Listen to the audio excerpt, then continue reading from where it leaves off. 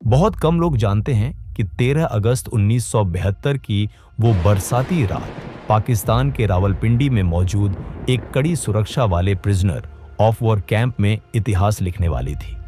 यह वही कैंप था जहां 1971 के भारत पाक युद्ध के बाद भारतीय वायुसेना के 12 जांबाज पायलटों को कैद करके रखा गया था। ऊंची दीवारें, ऊपर कंटीले तार, हर कोने पर हथियारबंद गार्ड। यह ऐसा कैंप था जहां से भागने के बारे में सोचना भी मौत को दावत देने जैसा था। लेकिन इसी नामुमकिन जगह पर 3 ऐसे भारतीय पायलट थे जिनका हौसला किसी दीवार, किसी बंदूक और किसी डर से बड़ा था। इस कहानी की जड़ें जाती हैं 3 दिसंबर 1971 तक, जब भारत और पाकिस्तान के बीच भीषण युद्ध चल रहा था। जमीन पर भारतीय सेना पाकिस्तान को पीछे धकेल रही थी, लेकिन आसमान में हालात बेहद खतरनाक थे। पाकिस्तान के जफरवाल के पास बना एक ऊंचा वॉच टावर भारतीय विमानों के लिए बड़ा खतरा बन चुका था। उसी वॉच टावर को तबाह करने की जिम्मेदारी मिली भारतीय वायुसेना के साहसी पायलट दिलीप पारुलकर को। उन्हें पता था कि यह मिशन आसान नहीं है, फिर भी 10 दिसंबर 1971 को वह अपने सुखोई फाइटर जेट के साथ उड़ान भरते हैं। जैसे ही वह लक्ष्य के करीब पहुंचे, पाकिस्तानी एंटी एयरक्राफ्ट गनों की फायरिंग शुरू हो गई। कुछ ही पलों में उनका विमान बुरी तरह क्षतिग्रस्त हो गया और उन्हें इजेक्ट करना पड़ा। जान तो बच गई, लेकिन किस्मत ने उन्हें दुश्मन की जमीन पर उतार दिया। घायल हालत में उतरते ही आसपास के पाकिस्तानी लोग जमा हो गए। भीड़ ने उन्हें पीटना शुरू कर दिया। अगर थोड़ी भी देर हो जाती तो शायद वह जिंदा न बचते, लेकिन तभी पाकिस्तानी सैनिक पहुंचे और उन्हें हिरासत में ले लिया। होश आने पर पारुलकर ने खुद को एक अंधेरी, सीलन भरी कोठरी में पाया। उनसे आदमपुर एयरबेस का नक्शा बनाने को कहा गया। भारी यातनाओं के बावजूद उन्होंने चालाकी से मुंबई एयरपोर्ट का नक्शा बना दिया। जब सच्चाई सामने आई तो उन्हें पूरी रात खड़े रहने की सजा दी गई। बैठने पर गोली मारने का आदेश था। शरीर टूट रहा था, लेकिन हौसला नहीं। कुछ समय बाद उन्हें रावलपिंडी के उसी पीओडब्ल्यू कैंप में डाल दिया गया जहां बाकी भारतीय पायलट थे। वहां सबने एक दूसरे की आंखों में वही दर्द और वही जज्बा देखा।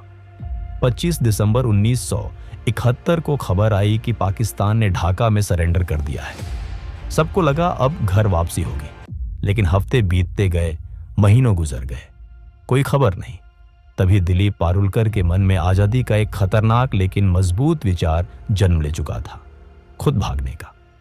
शुरुआत में किसी ने उनका साथ नहीं दिया, लेकिन समय के साथ एमएस ग्रेवाल और हरीश सिंह जी तैयार हो गए। तीनों ने तय किया कि मौका मिला तो निकलेंगे जरूर। कैंप इंचार्ज द्वारा दिए गए एटलस को रात भर पढ़ा गया। तय हुआ कि सीधे भारत जाना खतरे से भरा होगा, इसलिए पहले अफगानिस्तान पहुंचना होगा। इसके बाद सही सेल चुनी गई। कैंप की बाहरी दीवार के सबसे पास वाली। चालाकी और अच्छे व्यवहार के दम पर वे सेल नंबर 4 में शिफ्ट हो गए। वहां मौजूद एक और पायलट विद्याधर शंकर चाटी खुद भागना नहीं चाहते थे, लेकिन मदद के लिए तैयार थे। अब सबसे बड़ी चुनौती थी 18 इंच मोटी दीवार। बिना औजार के यह नामुमकिन था, लेकिन किसी तरह एक कैंची और स्क्रू ड्राइवर मिल गए। हर रात 12 से 1 बजे तक बेड के नीचे सुरंग खोदी जाती, मिट्टी छुपाई जाती, ईंटें वापस लगाई जाती। एक रात गार्ड ने झांक कर देखा, खतरा सिर पर था, लेकिन किस्मत ने साथ दिया। महीनों की मेहनत के बाद दीवार लगभग तैयार थी। आखिरी परत बस उस रात के लिए छोड़ी गई थी। 13 अगस्त 1972 की रात तेज हवा और मूसलाधार बारिश हो रही थी। तीनों ने पठानी सूट पहने, थोड़ा खाना, जुगाड़ से बना कंपास और कुछ पैसे लिए। दीवार की आखिरी परत टूटी और एक एक कर तीनों बाहर निकल आए। दीवार के पास गार्ड सो रहा था। कपड़ों से बनी रस्सी के सहारे वे कंटीले तारों के पार उतर गए। वे जेल से बाहर थे, लेकिन असली जंग अब शुरू हुई थी। बसों और लोकल ट्रांसपोर्ट के जरिए वे पेशावर पहुंचे। खुद को क्रिश्चियन बताया ताकि शक न हो। आगे लंडी कोटल पहुंचे, लेकिन एक पुराना नक्शा उनकी सबसे बड़ी भूल बन गया। लंडी खाना स्टेशन के बारे में पूछते ही शक गहराया। तहसीलदार तक बात पहुंची और आखिरी दांव में पारुलकर ने कैंप इंचार्ज का नाम ले लिया। फोन पर बात होते ही सच्चाई सामने आ गई। कुछ ही घंटों में तीनों फिर से पकड़े गए। उन्हें 30 दिन की सॉलिटरी कन्फाइनमेंट मिली और बाद में दूसरी जेल भेज दिया गया। लेकिन उनकी यह कोशिश बेकार नहीं गई। दिसंबर 1972 में सभी भारतीय युद्धबंदियों की रिहाई का ऐलान हुआ। जब ये जवान वाघा बॉर्डर से भारत लौटे तो हजारों लोग तिरंगा लेकर खड़े थे।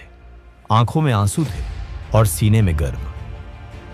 ये कहानी सिर्फ एक जेल से भागने की नहीं थी। ये कहानी उस हौसले की थी जो कैद में भी आजाद रहना जानता है।